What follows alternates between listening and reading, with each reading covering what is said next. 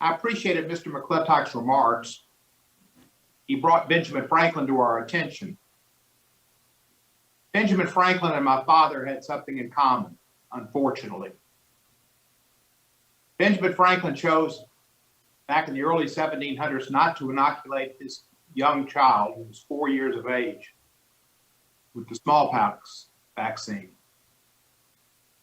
His child died. He regretted that decision the rest of his life, and he wished he'd have had him inoculated.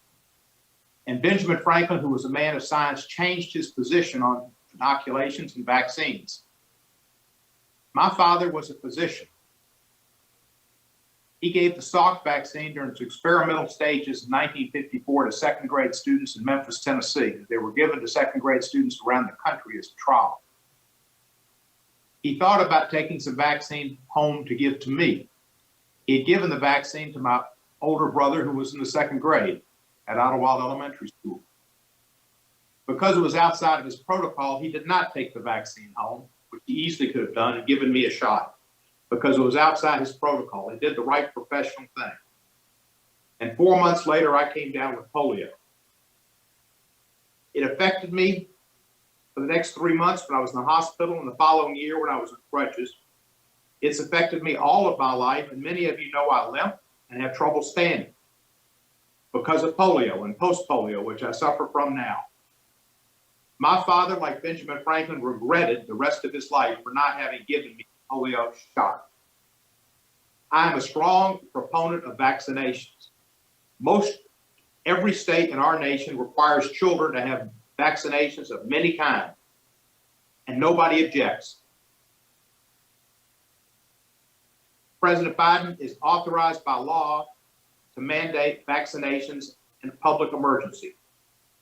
And if it's going to be question of the courts, it will be, and that will determine whether it's constitutional or not. But from a public safety perspective, I think President Biden's doing the right thing.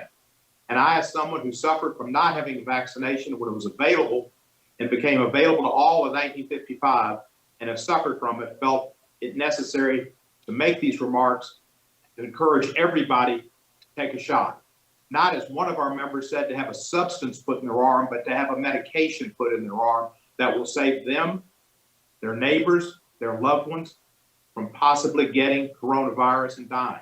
Our hospitals are full. The expense is great. People are not getting services in the ICU because people are in there because of COVID.